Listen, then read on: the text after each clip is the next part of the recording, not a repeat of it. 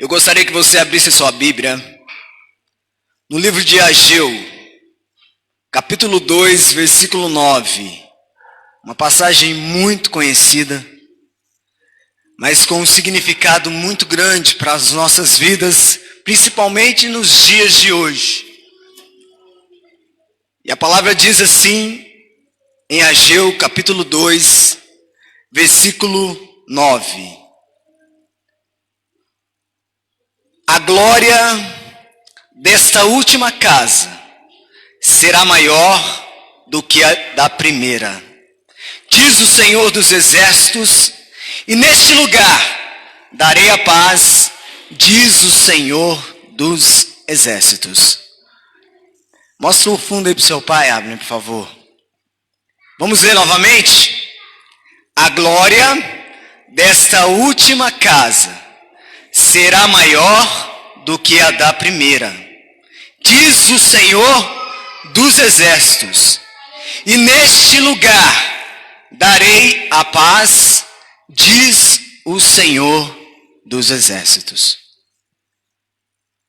O que é a glória da segunda casa e o que foi a glória da segunda casa? E nesse momento nós vamos falar sobre a glória da segunda casa. Mas para se falar da glória da segunda casa, nós temos que falar primeiro da glória da primeira casa. E o que é a glória da primeira casa? Para a gente entender a expressão, a glória desta última casa, ou da primeira ou da segunda casa, será maior do que a da primeira, precisamos entender melhor como foi a glória da primeira casa. E a glória da primeira casa foi muito grande.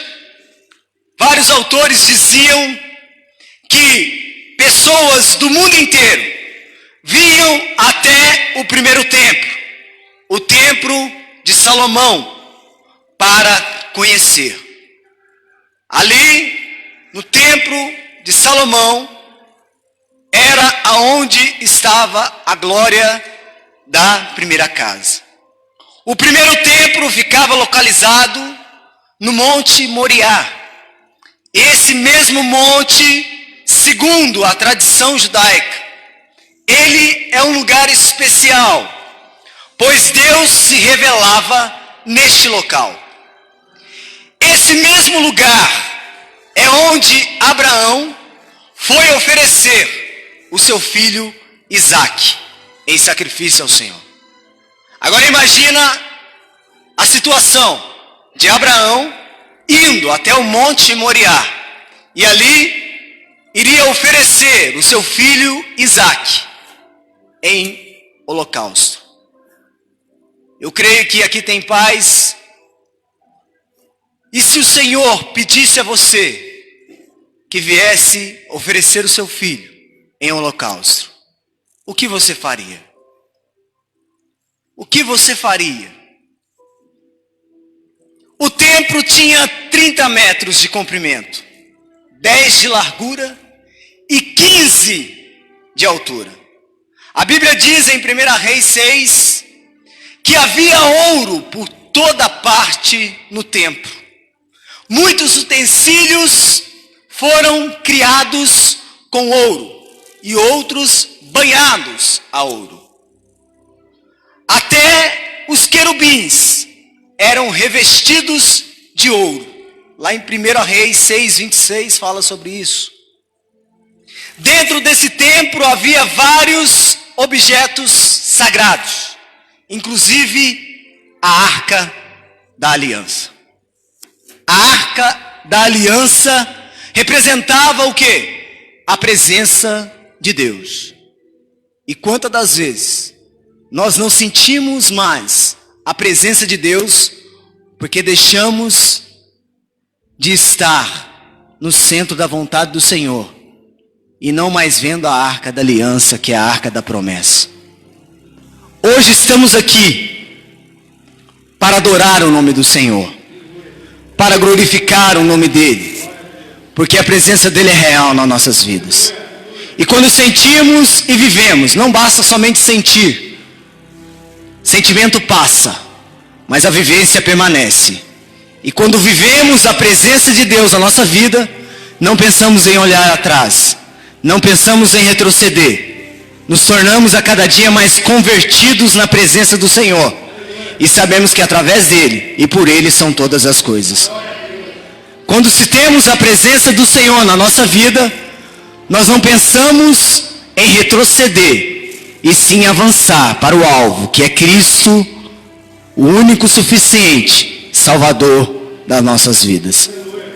E aqui diz mais: a presença de Deus no meio do seu povo significava a Arca da Aliança.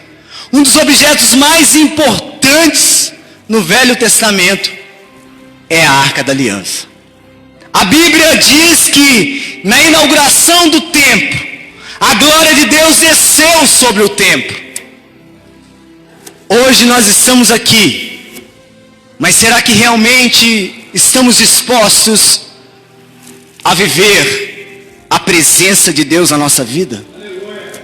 Será que realmente os nossos pensamentos e o nosso coração está realmente voltado para Cristo?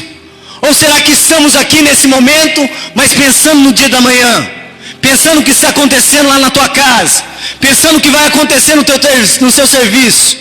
Quando estamos num culto para sentirmos e vivermos a presença do Senhor, nós apenas deixamos a nossa mente e coração aberto para que a presença dele venha preencher, porque sabemos que o nosso Deus cuida de todas as coisas.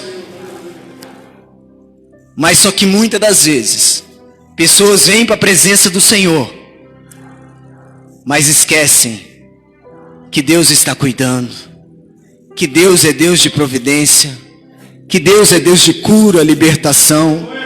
Enquanto você está aqui, Deus está cuidando de ti e da tua família. Enquanto você está aqui, Deus está te dando sabedoria para você enfrentar o dia de amanhã. E quando vier os dias maus, você não vai temer, porque você sabe que você tem um Deus que luta por você. E aqui diz mais: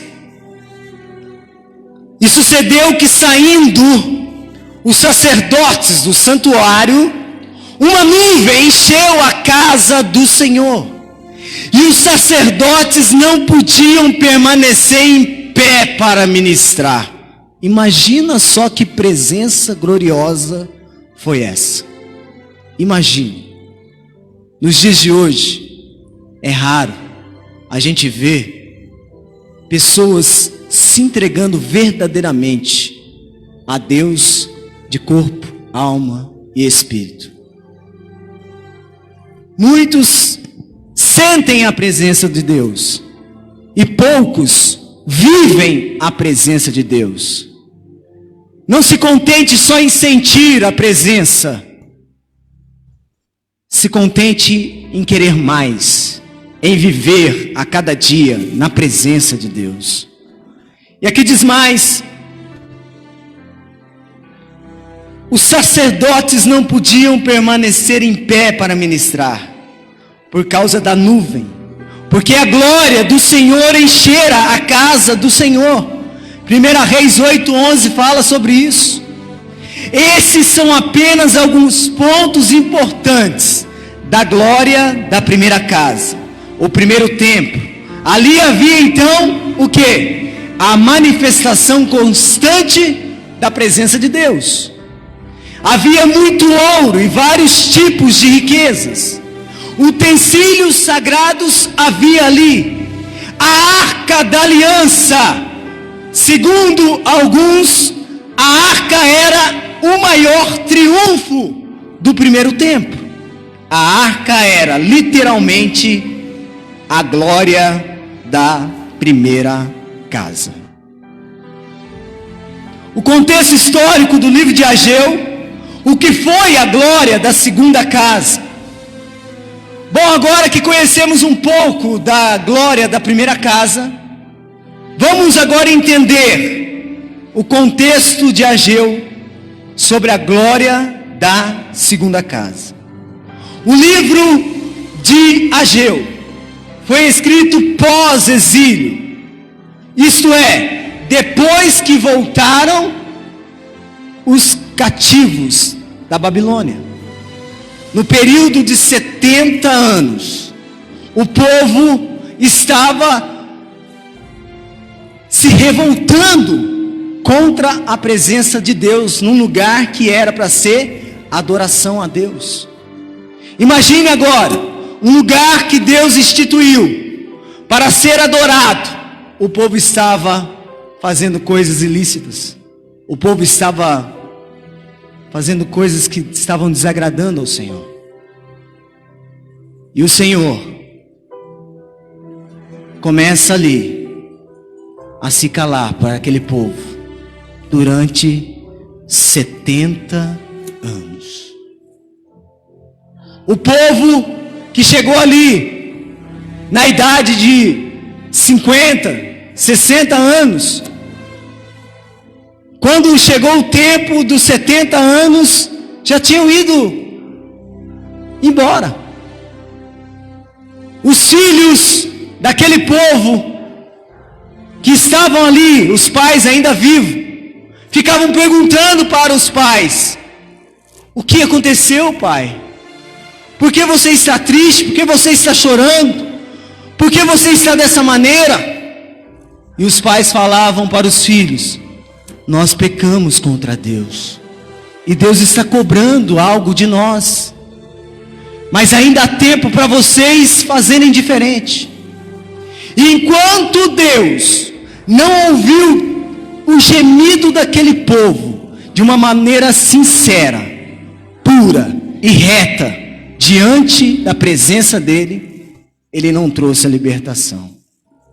Mas na hora que ele começou a ouvir, ele levanta um que se chama Ciro, que da noite para o dia tira o povo da mão de Nabucodonosor, e ali começa o tempo de libertação na vida daquele povo.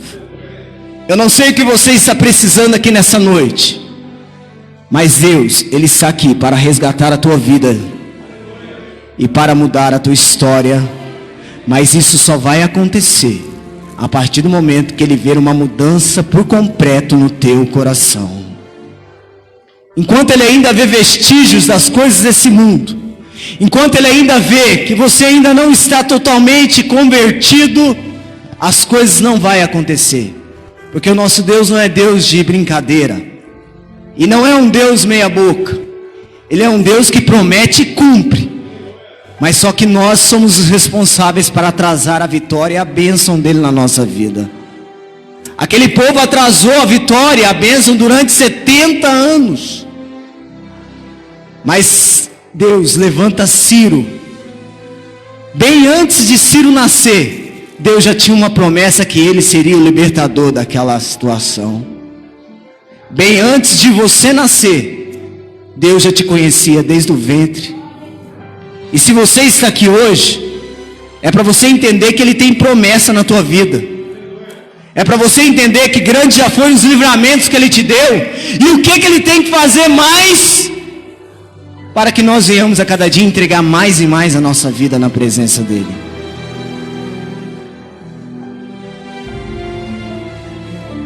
O primeiro templo foi destruído por Nabucodonosor. Na primeira diáspora judaica, o povo de Israel ficou cativo na Babilônia por 70 anos. Depois dos 70 anos, eles retornaram para Jerusalém, porém estavam sem um templo para adorar. É exatamente nesse contexto que eles resolvem construir o segundo templo. Porém, muitos judeus estavam desanimados para construir um novo templo. Eles começavam e depois paravam a construção. A história menciona que ficaram 16 anos sem construir nada. Construção totalmente parada. O que eu quero dizer com isso? Que muitas das vezes nós deixamos a nossa vida espiritual estacionada, parada, sem construção. E é nesse momento que começa a acontecer o perigo, porque vem a frieza, vem a alma que começa a se abater, vem o desespero, aí vem a depressão, aí vem o sofrimento, aí vem tudo de ruim. Sabe por quê?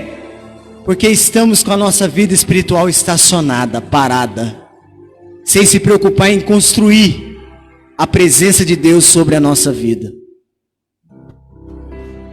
Mas quando você entende que Deus ele te levanta para uma nova construção, Ele começa a te dar estratégia, Ele começa a te dar sabedoria, Ele começa a dizer para você que nele você pode todas as coisas, porque é Ele que te fortalece. E aqui diz mais, a Bíblia também menciona que durante esse período tinha muita fome, pobreza sobre a terra, pois eles tinham acabado de retornar para Israel. O profeta Ageu acreditava que tudo isso estava acontecendo com a terra, justamente porque não tinha um templo para adoração a Jesus. Isso me faz lembrar o povo lá da África, porque lá, para pregar o evangelho, eles não têm essa liberdade que nós temos aqui. Missionários que são lançados para lá morrem a sangue frio. Eu vi um vídeo de um missionário que eles pegaram, amarraram as mãos, os pés e começaram a arrastar ele pela cidade numa moto. Ele arrastando no meio da cidade até morrer, por saber que ele estava pregando a palavra de Deus. Nós que temos o privilégio de adorar o Senhor, de estar na casa dEle, na presença dEle, muitas das vezes nós viramos as costas para isso. E muitas das vezes queremos que Deus venha ouvir o nosso clamor, venha falar conosco, venha nos livrar, nos libertar, nos trazer salvação. Deus, Ele só vai começar a fazer algo na nossa vida a partir do momento que nós assumirmos um compromisso de verdadeiros convertidos e não convencidos na presença do Senhor. Porque quando é convertido, não pensa em voltar atrás.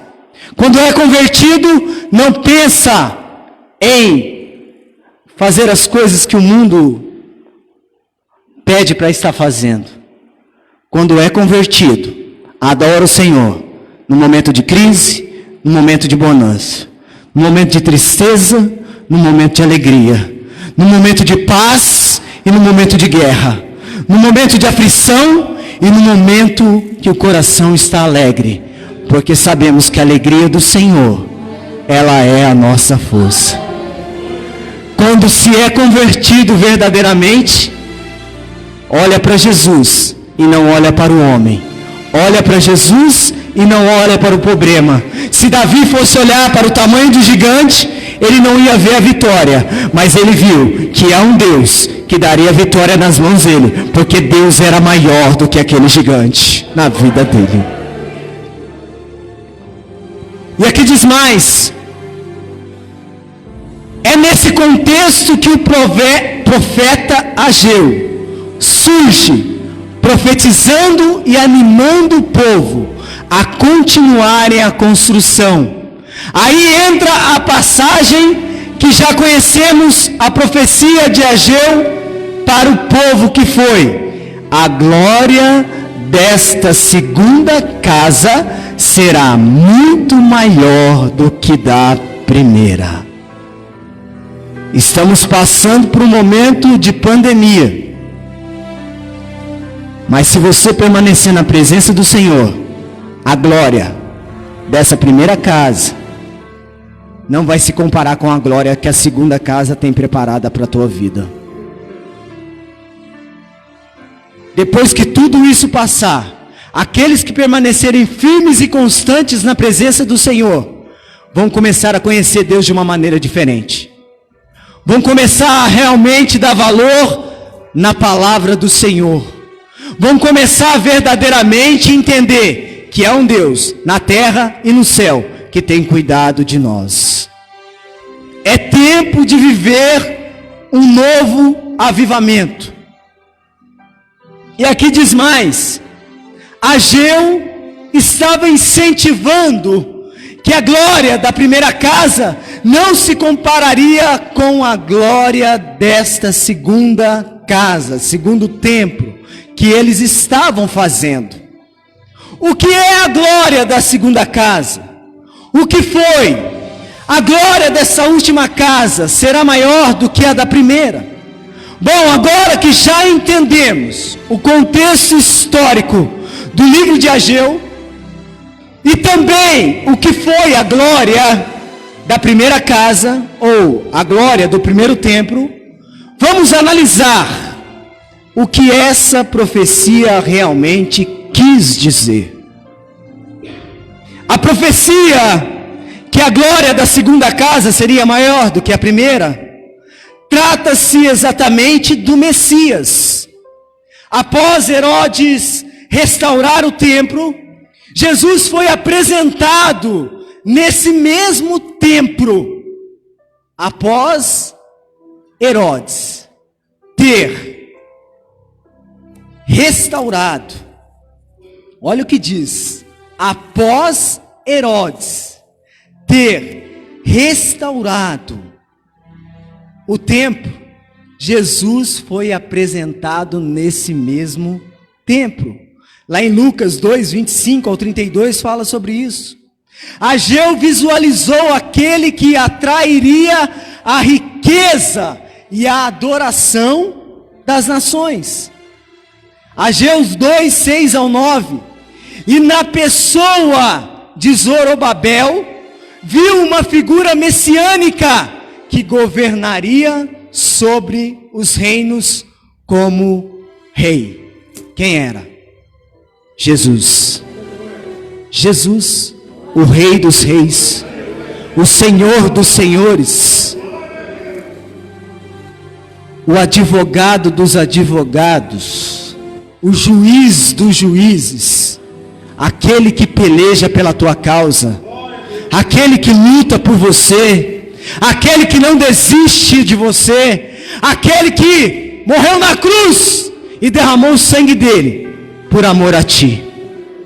É ele que se levantava naquele momento como um Senhor, Rei dos Reis. E aqui diz mais: a mensagem por trás da glória da segunda casa. Imagina se você profetizasse que a glória do segundo templo seria maior que a primeira, e não acontecesse absolutamente nada quando você inaugurasse o templo. Foi exatamente isso que aconteceu com Ageu. Quando ele começou a profetizar, nada aconteceu. Mas será por que nada aconteceu?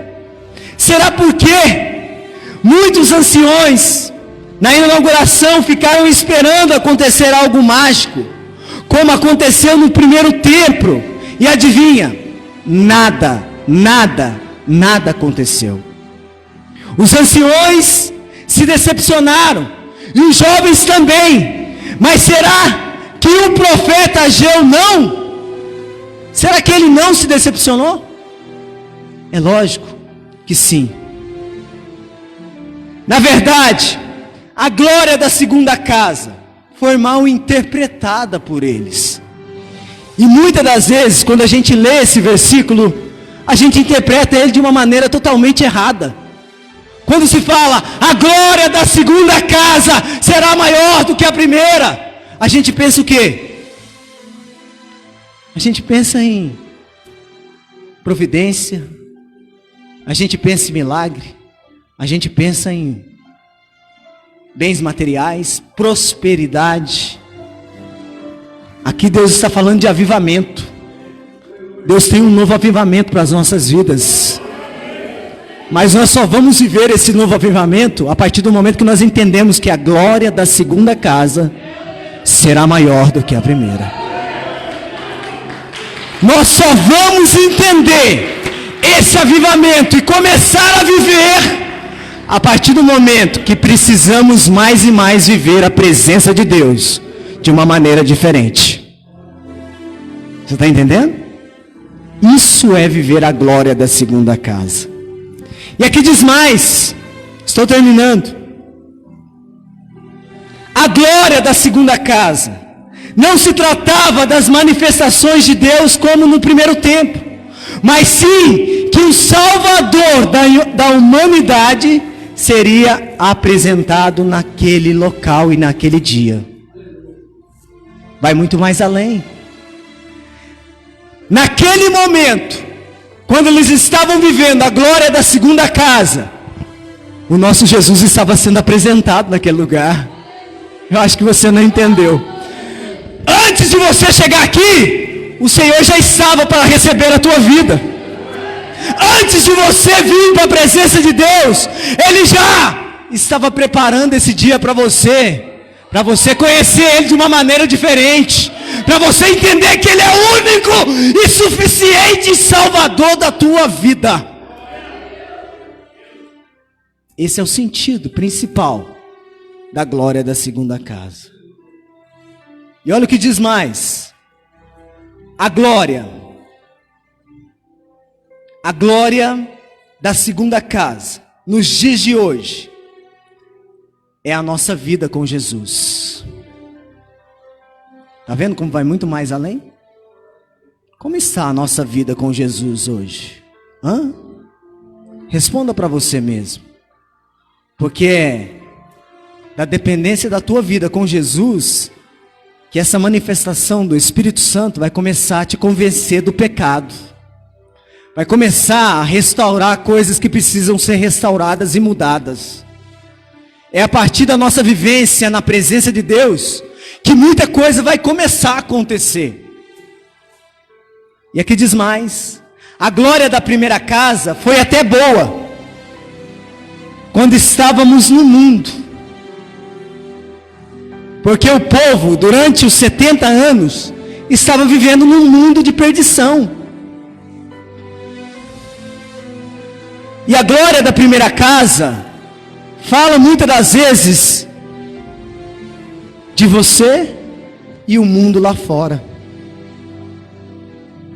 E aqui diz mais. Porém esta glória que vivemos em Cristo é muito maior que a primeira. Você está entendendo? Talvez, tempos atrás, você vivia num mundo de perdição. E ali você vivia uma glória totalmente que não fazia sentido. Mas hoje você está em Cristo. E aquele que está em Cristo, nova criatura é. As coisas velhas se passaram, e eis que tudo se faz novo, e nova criatura você é. E essa presença gloriosa de Jesus na nossa vida é a glória da segunda casa. Podemos afirmar, a glória da primeira casa é quando estávamos no mundo. Foi até boa por um tempo, mas depois ela foi o quê? Destruída. Já a glória do segundo templo, que é maior do que a da primeira, é a nossa nova vida em Cristo. É o nascer de novo. Quando a palavra fala que nós devemos nascer de novo, não é voltar ao ventre da nossa mãe, mas é nascer da água e do Espírito Santo de Deus. É nascer, é viver uma experiência que somente você é capaz de viver na presença de Deus. Isso não tem explicação. Quando você vive na presença de Deus e nasce de novo, e nasce de novo, e nasce de novo, muitas coisas começam a mudar na tua vida.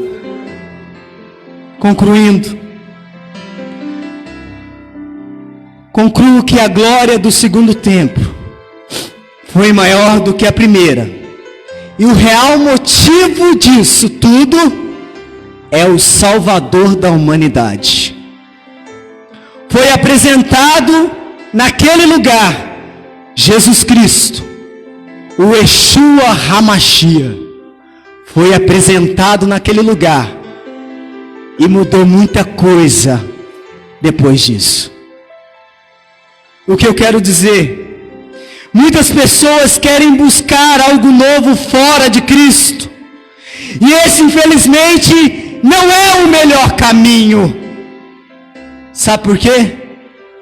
Porque somente Jesus é o caminho, a verdade e a vida. Não tente buscar o caminho, a verdade e a vida no mundo lá fora. Porque o mundo lá fora só tem para te oferecer morte, roubo e destruição. Mas Jesus tem para nos oferecer uma vida, e vida em abundância.